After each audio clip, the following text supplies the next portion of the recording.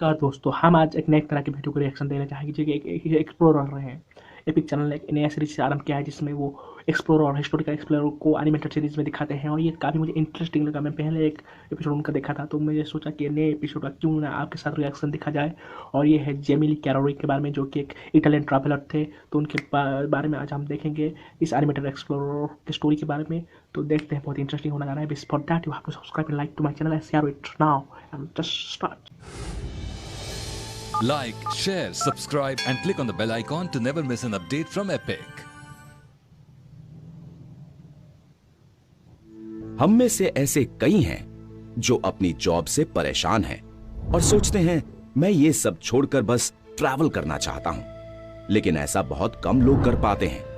और हमारे आज के इटालियन ट्रैवलर जियोवानी फ्रांसेस्को जेमेली कैरेरी ने कुछ ऐसा ही किया है, वो भी आज से 500 साल पहले। अपने ट्रैवल्स के लिए वो पैसे कहां से लाए, कौन सी क्लासिक ट्रैवल बुक उनकी लाइफ से इंस्पायर्ड है, आइए देखते हैं। Epic explorer. इटली के एक मिडिल क्लास परिवार में पैदा हुए जेमेली कैरेरी पेशे से एक वकील थे, लेकिन उन्हें अपने काम में मजा नहीं आ रहा था। फाइनली वो जॉब से इतना फ्रस्ट्रेट हो गए कि उन्होंने ये तय किया अब वो अपने घूमने के शौक को पूरा करेंगे और फिर दुनिया की सैर पर निकल गए। लेकिन दुनिया की सैर के लिए पैसे कहां से आएंगे? इस प्रॉब्लम का बहुत बढ़िया सलूशन निकाला कैरेरी ने। वो क्या करते थे कि एक जगह से वो सामान खरीदते थे जिसकी अगली जगह ज्यादा कीमत हो, और इससे जो कमाई होती थी उससे उनका खर्चा चलता रहता था। Smart. Careri Naples, Cairo, Constantinople, Armenia, Persia, फिर ईरान में बंदरकुंग पहुंचे। यहां उन्हें इंडिया की झलक मिली। फिर वहां से उन्होंने खजूर, वाइन, ड्राई फ्रूट्स खरीदे ताकि भारत में बेचकर अच्छा प्रॉफिट कमा सकें, और 26 नवंबर 1694 को इंडिया के लिए निकल गए। पर उन्हें भारत पहुंचने में 44 दिन लग गए। उनसे गलती ये हुई कि सबने उन्हें अंग्रेजी जहाज से सूरत जाने की सलाह दी, लेकिन वो किसी दूसरे जहाज में दमन के लिए चल पड़े।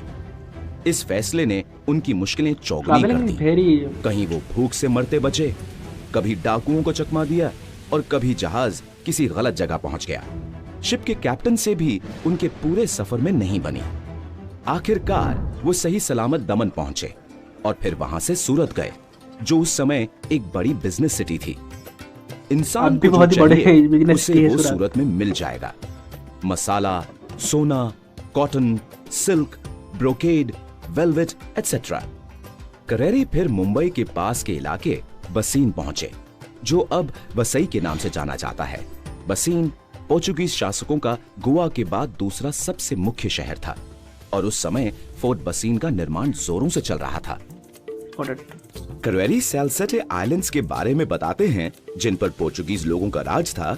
इन आइलैंड्स के कई किले कैरेरी ने देखे, जैसे बॉम्बेम मतलब बॉम्बे, बैंडोरा मतलब बैंड्रा, वर्सावा मतलब वर्सोवा, ताना मतलब थाने, और माइम मतलब माहिम।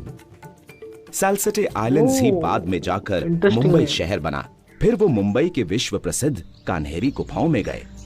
उस समय कान्हेरी जाना उतना आसान नहीं था। उन्हें 8 मील घने जंगल से होते हुए जाना पड़ा, जहां बाघ और कई जहरीले जंतु भी थे। वो पहले इंसान थे जिसने उन गुफाओं का विस्तार से वर्णन किया है, और उनके ब्यौरे से ही हमें पता चलता है कि उस काल में गुफाएं कैसी दिखती होंगी। कैरेरी ने कान्हेरी केव्स को एशिया का ग्रेटेस्ट वंडर कहा है। कैरेरी ज्यादातर भारत के पश्चिमी भाग में ही रहे और भारत के भीतरी भाग में सिर्फ एक ही यात्रा कर पाए। कैरेरी गलगला में औरंगजेब का भव्य कैंप देखकर हैरान हो गए। 60,000 घोड़े, 10 लाख सैनिक, 50,000 ऊंट, 300 हाथी। सेना के साथ साथ बाकी लोग भी कैंप के साथ चल रहे थे, जैसे व्यापारी, शिल्पकार एटसेट्रा। कैरेरी ने बताया कि पूरी कैंप 50 लाख लोगों का एक चलता हुआ शहर जैसा था, जिसमें हर जरूरत का सामान तो था ही, साथ ही हर शौक पूरा किया जा सकता था। कैसे हो सकता है? कैंप पहुंचने के 4 दिन बाद कैरेरी को बादशाह से मिलने का मौका बहुत ज्यादा मिला। नंबर है। औरंगजेब ने कैरेरी से पूछा कि वो किस देश से हैं और किस काम से आए हैं और क्या वो उनकी सल्तनत के लिए काम करेंगे।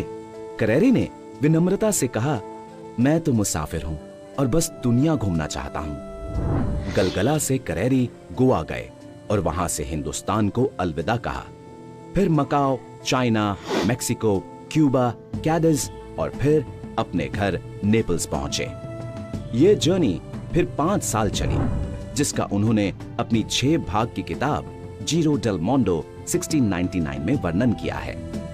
और ऐसा माना जाता है कि कैरेरी के जीवन से इंस्पायर होकर लिखी गई थी जूल्स वर्न की बेस्ट सेलिंग किताब around the world in 80 days.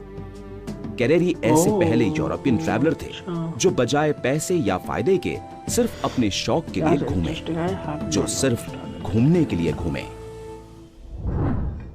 अगले एपिसोड में मिलेंगे फ्रांस के एक ऐसे ट्रैवलर को जिन्होंने 38 साल में 5 बार भारत का दौरा किया और जो चीज उन्हें बार बार भारत खींच लाती थी वो थे यहाँ के हीरे जवाहरात। Jean Baptiste Tavernier. आंध्रा के व्यापारियों का सौदा करने का कौन सा तरीका उन्हें पसंद आया और औरंगजेब से मिलने किस खास चीज के लिए वो गए थे।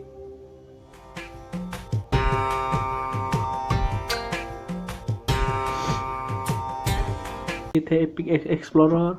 इनका लाइफ काफ़ी इंटरेस्टिंग है, जो कि आप आज हम सारे करते हैं। क्या जॉब से प्रॉब्लम होता है, हम ट्रैवल करना चाहते हैं, तो अलग बात है कि कुछ कारण से पैसे के धंधे से नहीं कर सकते। नहीं, कोई बहुत सारे लोग हैं जो बहुत सारे इन्फ्लुएंसर हैं जो कि ये कर रहे हैं, लेकिन इस तरह के आदमी मैंने शायद ही कभी देखा था।